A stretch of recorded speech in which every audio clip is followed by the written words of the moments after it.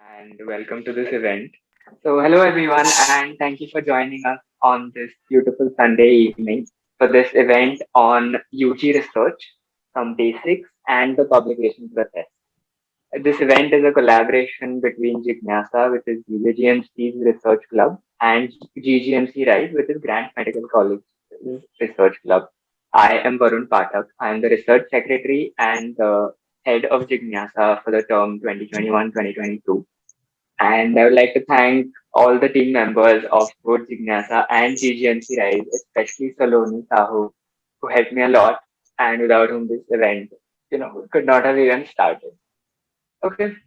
So with that, I would like to now welcome our distinguished speaker, Manas Pustage sir. He is a final year student at Grant Medical College. He has tons of experience in research. I mean, he is an editor for the International Journal of Medical Students. He is a peer reviewer for 5 international journals. He's also a member of the prestigious COPE, which is the Committee of Publication Ethics UK. And he has 16 publications and more than 25 abstracts and presentations to his name. I mean, that just shows that Sir has a lot of experience in research. And so we wholeheartedly thank you for taking out the time to, share your knowledge with us and guide us, student researchers who want to enter the world of research. And before we begin, I just want to give a few instructions to everyone on the call. So this and tell you a little bit about the event. So this is going to be like an interview wherein I have some questions about research and publication, and I'm going to ask them to Manas sir, and he is going to give his expert sort of opinion on these questions. And these questions were collected by the social media of both Jignasa and GGMC Rise. We've compiled them the most frequently asked questions so that your doubts, your queries about research can be answered. And we feel that this sort of interview will, slightly reduce the monotonous nature of webinars, which makes these online webinars very boring. So that is why I hope that this question answer session will be something different. And yeah, I will request all of you to keep your audio as well as video off. Yes, this is an interactive session. So if you have any queries, any doubts, or you just want to share anything, feel free to write it in the Zoom chat box. And if you're watching this on YouTube, because we're streaming on YouTube as well, feel free to send in your questions or queries on the YouTube live chat. We have my team members who are looking at the live stream and they will update me with all your questions. And we will try to answer as many of your questions as the strength of our capability. Okay, so yeah, with that, I would like to ask sir if he has anything to say before we can start the event. Okay, so I'd like to thank Jignasa, BJGMC, and GGMC Rise for inviting me here. And I'm very happy to share these things with you and guide you all. Okay, so we have divided it sort of into segments. And I'd like to start with the first segment now, which are some basic research and introductory questions.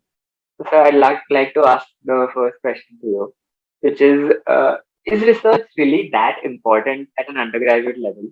I mean, in your opinion, does research have a role, and what is its role in an undergraduate medical student's career? Okay, so important word becomes subjective here. So I'd say research is not important, but it is beneficial for we are medical students. We are going to be future physicians. So what happens is when any drug comes to the market, so trials are required to prove the efficacy of that drug or adverse reaction of that drug. So physicians should be involved in this trial, they will be administering these drugs, and they will be performing these trials with the proper methods like blinding, randomizing. So for doing this, one needs to be aware of the whole methodology of the trials, like how to perform trials. And if it is you start doing these things from your medical college, then you'll be more experienced when you go practice as a physician. So In this way, it will be beneficial for doing research in your UG days. But as far as the importance is concerned, now as India is moving towards a developed country, now we can see that UK and US, they mostly have mandated research compulsory for medical college or medical school they call it. And as India is going toward development, now we can see that from 2019, NMC also has made it compulsory for PG students to publish a research or publish a poster or present a poster for appearing for the MD examination. So in coming years, we can expect that they may also do this for UG students as well. So research is indeed becoming important as we go ahead through I have seen seniors, my 3 to 4 year batch seniors, so they were not involved in research as much as I see my juniors and 2018 batch and 2019 batch are involved in. So these things is research is going the culture of research is developing in India. So research is from beneficial to as the question said, that is research important. So it is slowly moving towards that research is becoming important as years go by. So this is my say is on this. And what was the second part of the question? Yeah, so the second part was that what is the role of research in a career? I think Yeah, so that medical is what I student's career. told, that we are future physicians, and if we are Yeah. aware of these methodologies in our UG days, so it will be definitely beneficial for us in the future. Yes, sir. Okay, sir. Thank you for your wonderful words. And being a member of the 2019 batch, I'm very pleased to hear that my batchmates are also taking part in research. Okay, so the next question that I want to ask you, sir, is that it is something which even I have faced a lot of problems with. It is that how does one stay motivated the entire time while working on a research project? Because it is a long term thing, and there are phases in between where it's stagnant and you don't have a lot to do. So throughout the whole time, how do you keep up your motivation for research? Okay, I am now assuming that by stagnant you mean those phases like when you submit your proposal to ICMR or any sanctioning body, or when you propose your study to IEC and the approval is awaited, or when you submit your manuscript to the journal and it's under peer review. So these periods can be longer, as much as by 6 months to eight months. So what I would suggest is patience is the most important thing in publication. So usually for an publication paper to work out and to be get published and to appear on PubMed or Google Scholar, it takes around 8 to 12 months minimum if you're submitting it to a good journal. So patience is the most important thing. And to keep you yourself motivated during this period, so what I do is when you are doing some research, you are totally involved in that topic. So while you are involved in that topic, you know pretty much about that topic. So what you can do is do additional literature review, like what is getting published on that topic, like latest research or anything you can read about it, and it will be easier for you to understand because you are involved in that topic. So these all things you can do, but patience is most important in this whole process. Yes, so that is a very apt point, and thank you for bringing it up and telling us about it. Okay, so I think we'll move on to the next question, which is one of the most common questions that is asked in such webinars. How did you manage to balance your academics and research? Because as undergraduate students, we are already having a very hectic and stressful lifestyle, especially if you're in the later years, third minor or third major. So how did you manage to balance this? And I just like to add one more thing, that this achieving this balance, it's done differently by everyone, and some people may like to follow a different method.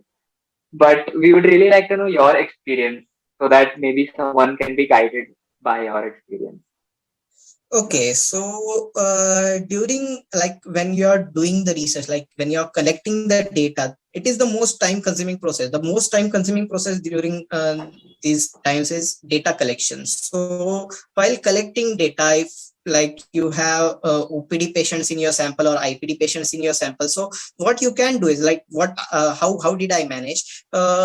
My sample one of my research in one of my research I had samples of inpatients, so I used to go in wards to collect samples. So at the very beginning I used to go in the wards daily and collect as much as data I get from the patients. So later I realized that instead of going daily to the wards, so what we can do is we can just go on the weekends or just go on Friday or Saturday to collect the data. So following these things can save a lot of time, and you can like dedicate your like for first 4 to 5 days of week for data analysis, and like weekends for data collection. So this is what I follow. And another thing is when I was preparing for my USMLE, then I kept the research thing aside. And also for university exam and the prelim time, I kept my research thing aside. So these tips can help, I guess. So the question was that how do you choose and finalize a topic for your research? Because the research topics that we find on PubMed are, very complex and they're very detailed and specific. So how can we arrive at a topic as specific as the ones that we find on PubMed? That was the question.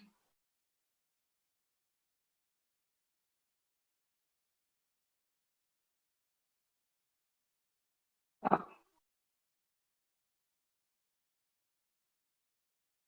so,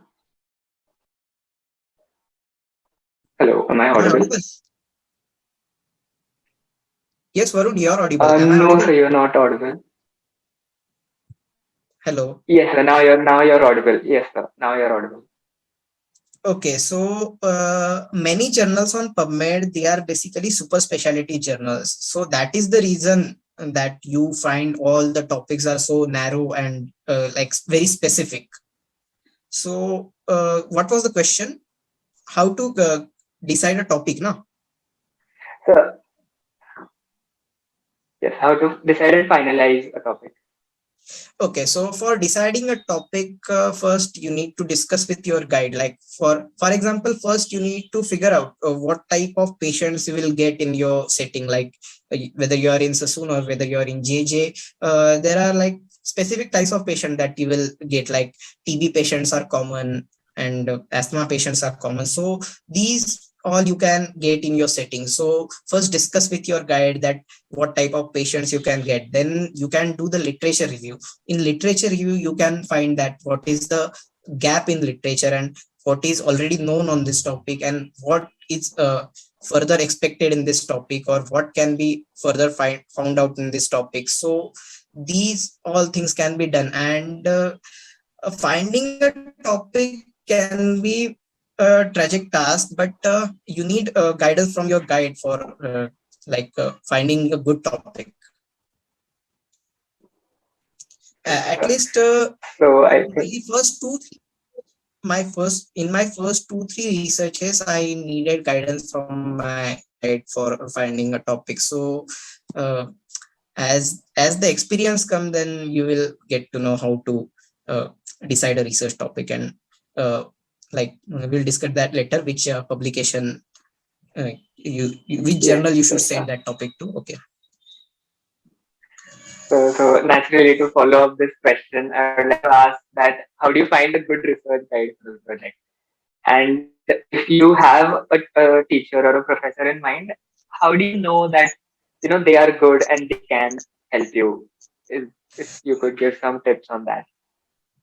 Okay, now whether a guide is good is again an subjective question. So how to find a guide? I'll comment on that. There are various like websites. ResearchGate is there, Google Scholar is there, LinkedIn is there. Most professors who are interested in research, you can find them in LinkedIn or ResearchGate. And apart from that, you can also find the topics in which the guide is interested. So before approaching a professor in person, you can search about them in on ResearchGate or on LinkedIn. And on ResearchGate, Google Scholar, you can see what papers they have published and what topics they are interested in. So with this topic, you can approach to them, and whether the guide is good. So if he has a published paper in that topic and you approach him with the topic, then definitely he's interested. Now, if he's publishing papers on that topic, then he's interested. Yes, sir. Okay. Yes, sir. Thank you for your tips. And yeah, those were all wonderful insights from you. And yeah, so now we've finalized the topic. We've chosen a guide. And let's assume that we get our ethical approval, collect our data, analyze it. Now we have a nice and wonderful research paper which is just waiting and is ready. Okay, So with that's so that, on that fast. note, let us move to the next. Yes, so definitely it'll take time. But like I said, we have to have some patience. And Yeah. let's hope that we have the motivation, we have the patience, we go through it, Yes, yes, and we yes. get a research manuscript. So on that note, let us move to the next segment of this session, which is the publication process. So my understanding on this publication process would be that there are many journals in each discipline of medicine. I mean, no matter what discipline you take, there must be hundreds of journals. So Yes. how can you choose a single journal for the publication? Okay, so again, for that, you have to go. There are two ways basically. First, say you have a paper in cardiology. You have done your research in cardiology, and you have your paper ready. Now, it is related to myocardial infarction, and say it is a case control study. So, what you will do is first you will go on Google, and there you will search for cardiology journals. So it will show a list of cardiology journals along with their impact factors. Am I audible? Hello. Yes, yes, you're audible. So it Yes, will sir. show a list of journals with impact factor, and then you go on, click on any. Hello. Hello. Am I Yes, sir, audible? you're audible. Okay, then you go Yes, on sir. any of the Yeah. website of those journals, and on that website you will find a heading known as aims and scope of the journal. So on that aims and scope of the journal, they'll write precisely what they are interested in. So once you read Okay. that, you will get to know that whether this journal is suitable or not. So this is the proper way of doing it. And another way is there, like if you go directly on Google Scholar, you search we have case control study on myocardial infarction. So you search case control study on myocardial infarction. It will show studies published on the similar topic, and it will show the names of journals. So you can easily shortlist those journals, and you can follow this procedure, like go on their aims and scope, and whether your paper fits in their scope or not. And there are many journals, like they only take clinical trials, or they only take cohort studies. So these are specific criteria of some journals, so you need to follow them, and in this way you can like find appropriate journal. Many a times your guide knows the journal, which journal like they usually send their papers into, so they usually help you in this. Okay, sir. Okay. So thank you for that. This seems like I mean, it's made it a lot simple now to go and see which journal will help. And so you just mentioned something called the impact factor right now. And I've heard it a lot of times before from other people. But a lot of us, like, we know ki high, it should be very high. But a lot of us don't know what exactly it means and why is it so important. So if you could you please elaborate more on it and tell us why it is so important? Okay, so impact factor is a quantitative measure of the journals audience, like how big the journal's audience is, how much the paper published in that journal is read by other authors or readers in the world, and how much is the paper gets cited. So it's basically mathematically it is mean number of citation each paper gets in a calendar year. So a high impact factor is always preferred, but many students confuse that. Like they ask me, what is a high impact factor journal? Like what is an excellent impact factor I should go for, I should look for while publishing in a journal? So I'd say that any journal above impact factor of 1 is good. Most of the Indian journals have impact factor between 0.5 to 1.5. So if you're publishing in a journal with more than impact factor more than 0.5 or even 1, then it's well and good. It's a good journal. And many times predatory journal, they force their impact factor, like they show wrong information on their journal's website, like we are indexed here and we have this much of an impact factor. That is not always true. So you can confirm that on Wikipedia and Google Scholar also has a list of citations or a list of impact factors of all journals, so you can confirm it from there. And the as you have said, the more the impact factor, better is the journal. So could we say like it is a sort of the reach that your paper will get if it is published in that Yeah. journal It is a in numerical very measure of that. basic terms? Okay, sir. Okay, so then again, you mentioned something called predatory journals. So my next question would be, what are these journals? And we hear from a lot of students, not students, just researchers in general, that their research didn't get accepted because it was published in a predatory journal.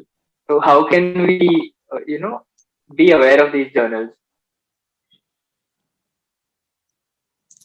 Okay, so predatory journal, there are a few ways of identifying whether a journal is predatory. So the first way is if the scope of the journal is too broad, like they are publishing from medical field to engineering field to automobile field. So this much broad field is only like a feature of predatory journals. So if the journal has a broad scope, or they are publishing within days, or they are charging very high amount of article processing fees for publishing the paper, so these are the signs you should notice while publishing a paper. And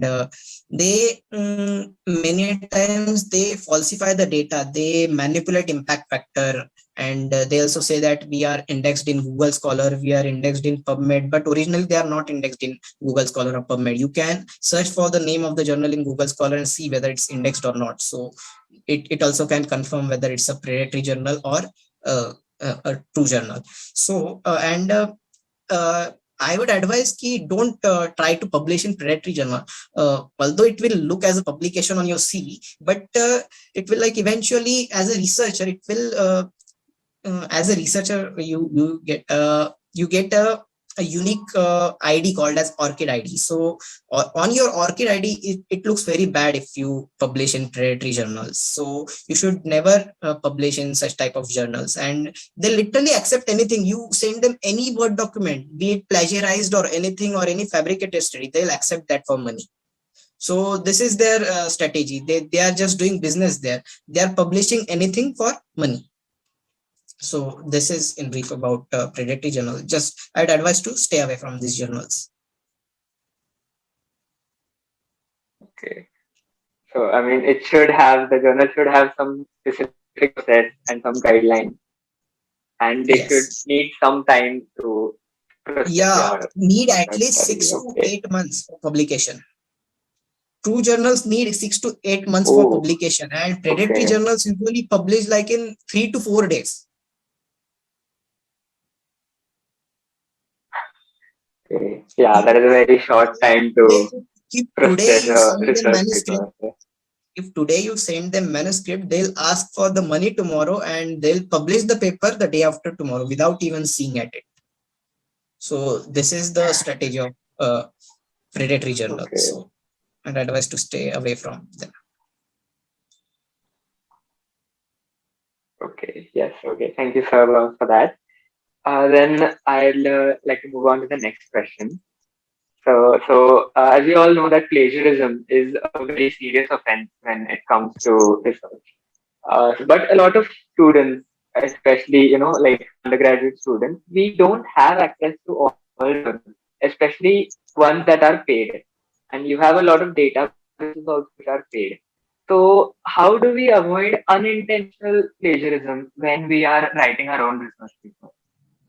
Okay, so for this, once you have completed writing your paper, so there are some free websites which offer plagiarism check features. So you can search on Google for plagiarism check, and it will redirect you to a few websites which will check plagiarism for free. And the free plagiarism sites are not as much reliable, but they will work at this level. At the UG level, many journals have they tolerate 3 to 4% plagiarism or 5% plagiarism, and these online tools will work for that. But as you go ahead, when you're sending to bigger journals like Lancet or BMJ, so they require you to have absolutely 0% plagiarism. So for this, there are paid tools available. So the gold standard for checking plagiarism is Authenticate.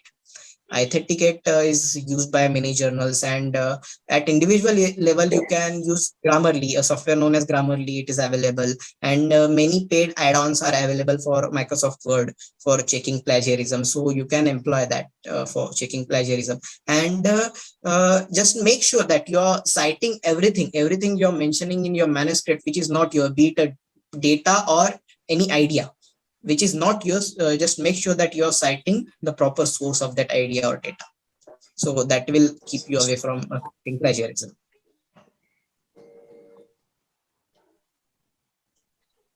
Okay, okay. Thank you, sir. Those resources will be very useful when we are carrying out our own research.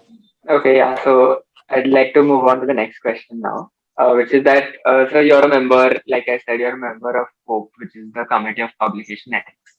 And when it comes to publication ethics, one of the main ethics that you have to follow is that you have to identify any data manipulation or you have to identify research fraud.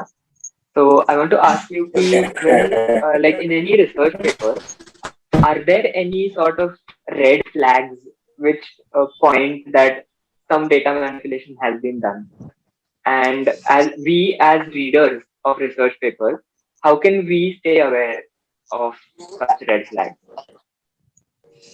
Okay, so as you are saying that, are there any red flags of data fabrication or falsification in the manuscript? So I'll talk about it a bit later. But when it comes to COPE, the most likely cases which we see in the COPE are failure to detect conflict of interest and plagiarism. So authors often they intentionally or unintentionally disclose their conflict of interest. So seeing from the paper, it's pretty clear for editor to determine whether there's any conflict of interest hiding behind this paper or not. And as far as the falsification fabrication of data is concerned, we can judge that, like if a paper is came from a small hospital and they are writing a sample size of like 500, and we are sure that this hospital cannot have this much of cases, like, so we can investigate that case further. The editor can call the respective authority, be it HOD or dean or principal of that institution, and they can further check that if the data is real or fabricated. So these things can be done. And conflicting interest declaration, it is also a major issue. And it conflicting interest declaration, failure of declaration of acknowledgement in research paper, these are evident in the paper. So as you are an editor and you have the experience, as you read the paper you get to know that there is something they are hiding, or from the experience you get to know that. So these things open editors do. Okay. So, and as all of us must be reading research papers on PubMed while doing our literature review. So, is there any way we can identify such red flags while we are just going through a research paper? Sorry, I didn't get that. Can you please repeat? For that, like all of us read research papers on PubMed or in our literature review or for any other reason. While reading these research papers, how can we identify that कुछ तो गड़बड़ है? There might See, be some data manipulation. it's actually Wait, not our job to find कि कुछ तो गड़बड़ है or find okay. any method, any flaws or technical flaws or statistical flaws in the method. But if we find anything like that, then there's an option to write a letter to the editor regarding that. But many times it doesn't happen because before a paper is getting published, so the paper is generally peer reviewed by two external peer reviewer, at least in addition to the editor of the journal, assigned editor of the journal. So Okay. there is very less probability of you getting methodological flaws or any flaws in there. But in case if you find, then you always have an option to write a letter to the editor regarding that flaw. And you sometime you have some insider information that they are fabricating or falsifying. Then also you can do like this. You can write the letter to the editor regarding that they haven't disclosed the conflicts of interest or they have fabricated the data technology is not what they have done and they have described something different. So these all things you can do. But just by seeing that paper, you cannot determine like कि ये पूरा fabricated है और कुछ तो गड़बड़ है ऐसा कुछ नहीं. Okay. Okay. Thank you so for your input. And yeah, I'll move on to the next question now. So a common problem that we as students, especially who are doing research, face is gift authorship. So can you please tell us what this means and how can we maybe not prevent but at least reduce it? Okay, so let me first tell you what is gift authorship. So for being an author of a paper, every author must fulfill four criteria. At least compulsory. He or she should satisfy these four criteria, and the four criteria are involvement in the conceptualization, data collection, or design of the study. This is first criteria. Second criteria is involved in writing or revising of the manuscript. Third is approval for the authorship, their position in the authorship, and fourth is uh, approval to the final version of the manuscript which is being sent to the journal. So once an author fulfills these four criteria, then the particular person can be designated as an author. But what happens is many times people add a name, like if you're working in a department and if your guide is telling that we should include the name of the HOD or this particular XYZ senior professor. So this thing is called as gift authorship.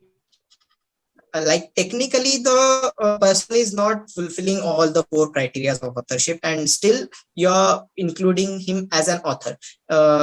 What I would say is it is all right to include the HOD or senior professor as an author if he is guiding you or he is helping you in collection of data, or he or she is providing you the infrastructure or patients for collecting that data. Then it's all good to like include him. But including him without like proper credit or without his or her involvement in all these things will be unethical. So actually, unfortunately, we as students cannot do anything to this. But what I can assure you is including authors in the end will not affect your credit. Like if you're first author or if you're second author, and if you're including more author after your name, then it generally won't reduce your credit in that paper.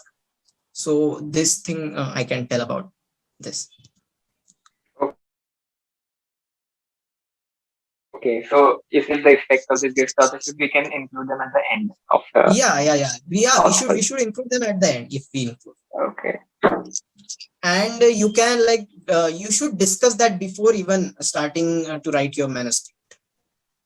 That will I be getting a first author? Will I be getting a second author? Will I be getting a corresponding author? So these issues won't arise.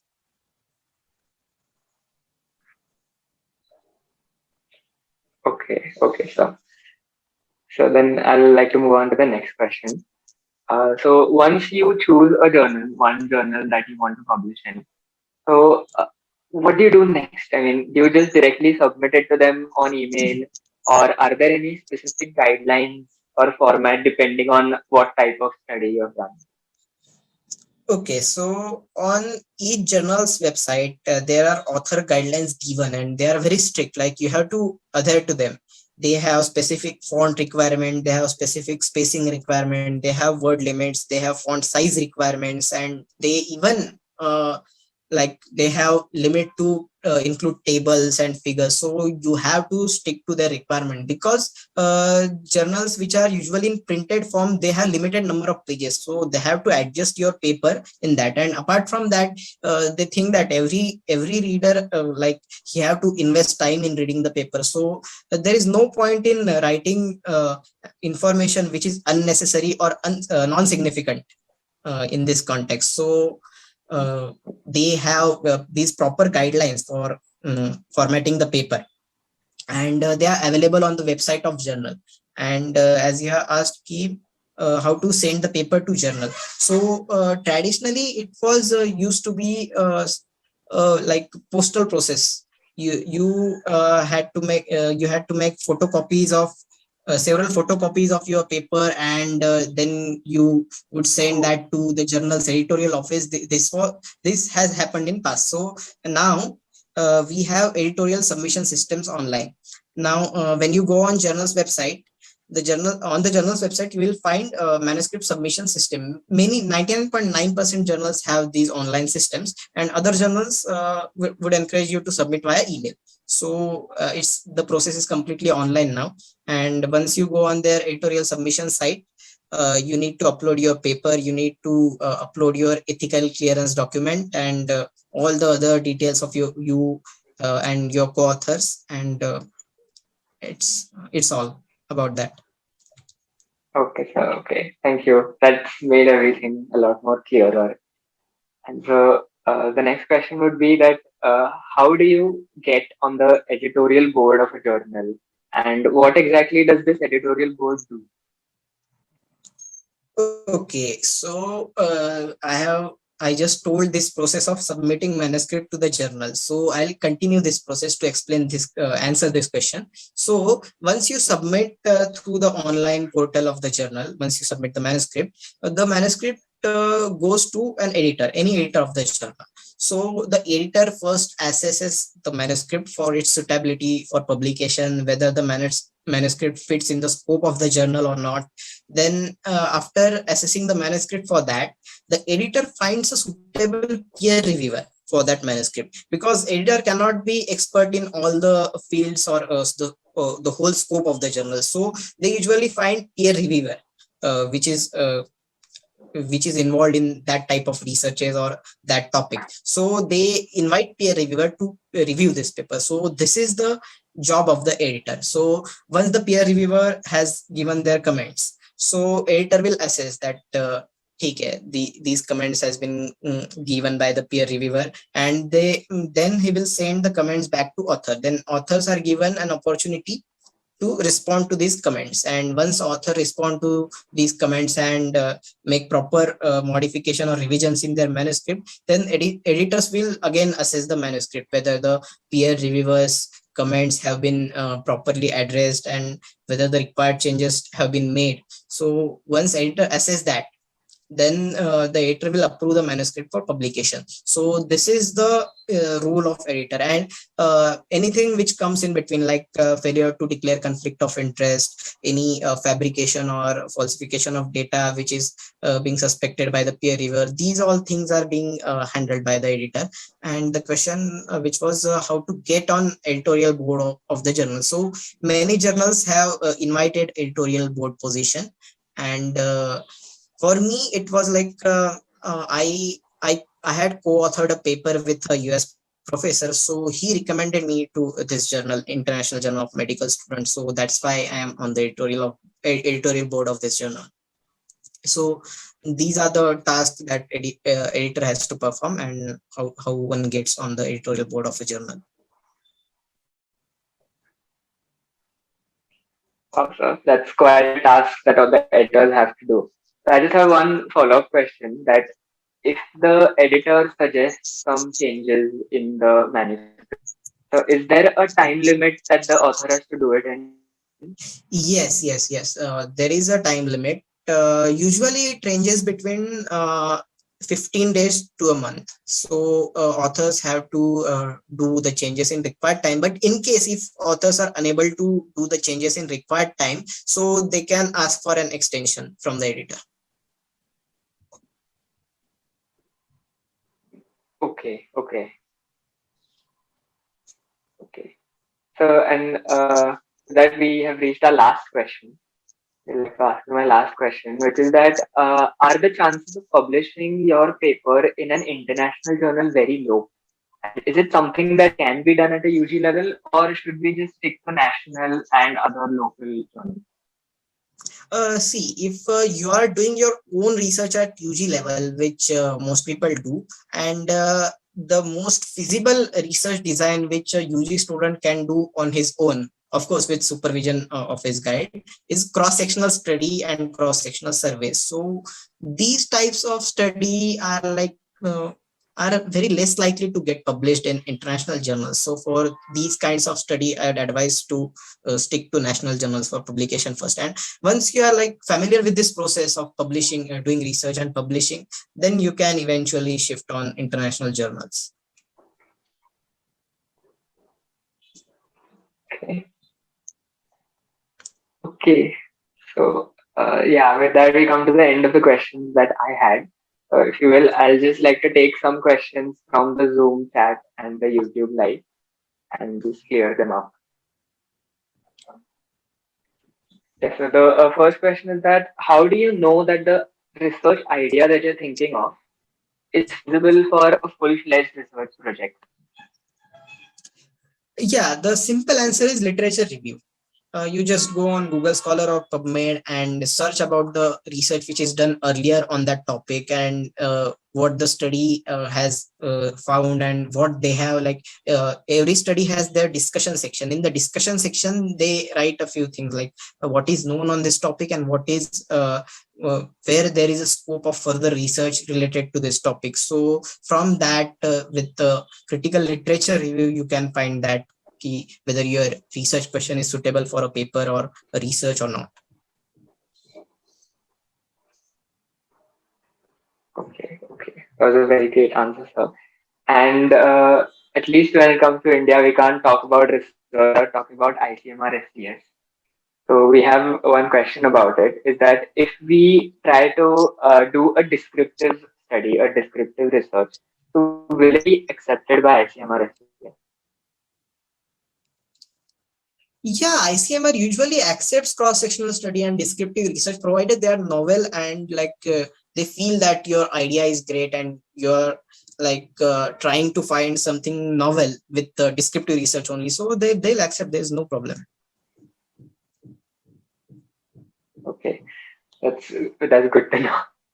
And another question was that, yeah, a lot of people feel that you have to do research if you want to, go to foreign countries by giving exams like the USMLE or the PLAB. So, how important is it when it comes to that? When it comes to USMLE or PLAB?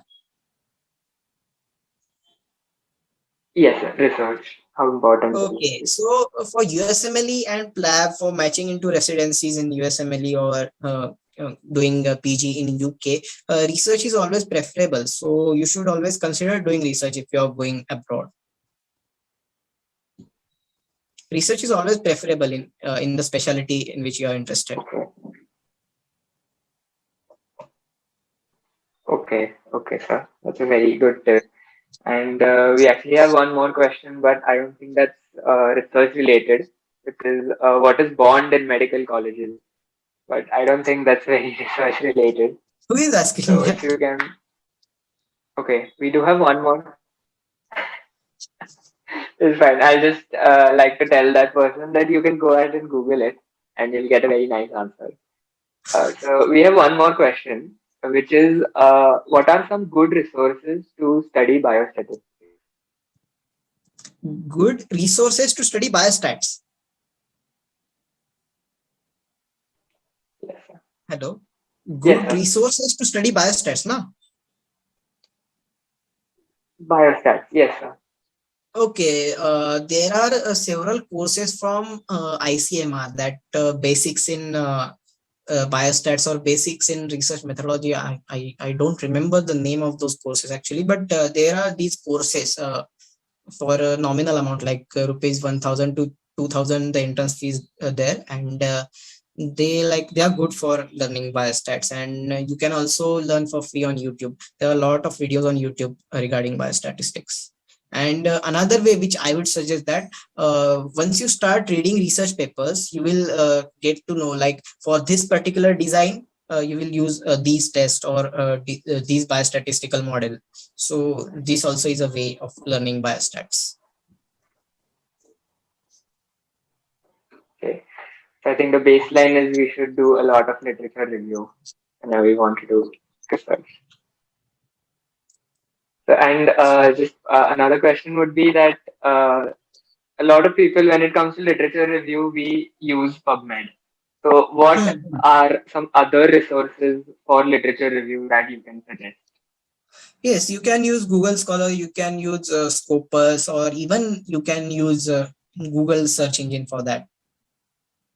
So mostly you will get all the published literature in Okay. PubMed and Google Scholar. They both cover all the published literature, almost all. Okay. Okay. Okay. Thank you, sir. And one last question is that are there any institutes in India that promote research except ICMR? I think what they mean by this is that research grants like ICMR gives. Is Okay, there any other opportunity? MUHS gives research grants. Then I came across this Indian Public Health Association gives research grants if you submit your proposal to them. So there are various. You just have to search for them, and they are there. Many agencies and institutes are there, and as a UG student, if you decide to go in any big hospital like in Mumbai, we have Tata Hospital, we have Hinduja Hospital. They have positions for UG student if you are ready to work under them. So there you can do a funded research. So that is also a good way of doing research. So there are many things, and Wow. some scholarship. There are also some foreign scholarship which are available for Indian students. If you have a good proposal in your mind, you can propose also to them, and they can fund you. I don't exactly remember the name, but there are. You can search on Google. Okay, definitely. That'll be at the top of my list. And yeah, I think we have one more question. We have a lot of questions coming in now. Yeah. So is it Okay. worthwhile taking research ahead as a career, or should you go rather into clinical practice? Okay, so in India, research as a career has very limited scope. This is my opinion. Huh? In India, research has very limited scope. But if you are aiming to go abroad and take research as career, then it's good there in the US and UK. Research as a career can be good, but at least not in India. In India, there are very few hospitals. Like I have seen in Tata Hospital, there are full-time researchers working. So there are places, but these are very few, and very few positions are available for them. So in India, at least as of now, it is not like worth enough. Let's hope that that situation changes. Will be good both for Yes, medicine yes. in general. And yes, I think that's all the questions we have. So before we conclude this, I just have one thing to ask: is that do you have any words of motivation or anything that you think might inspire someone who is new to research?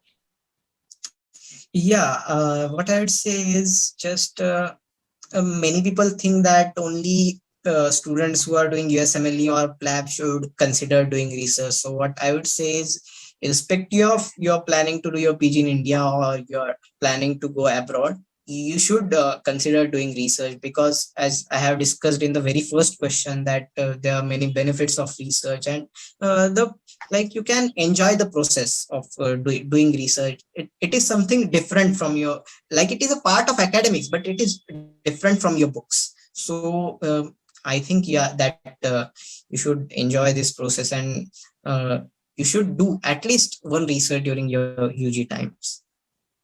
So, and as I have discussed, you can find guide with the ways I have suggested, that you can find on ResearchGate, LinkedIn, and it is not that difficult. Many people think that it's very difficult to get the guide.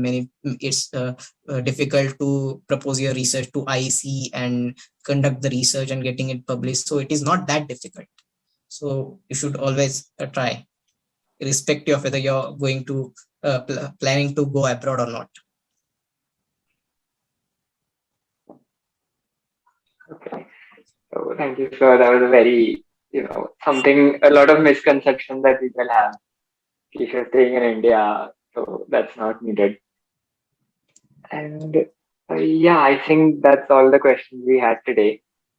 So with that, we come to the end of this session. And thank you so much for your insights. I hope that your words will be able to guide and help medical students carry out their first research project.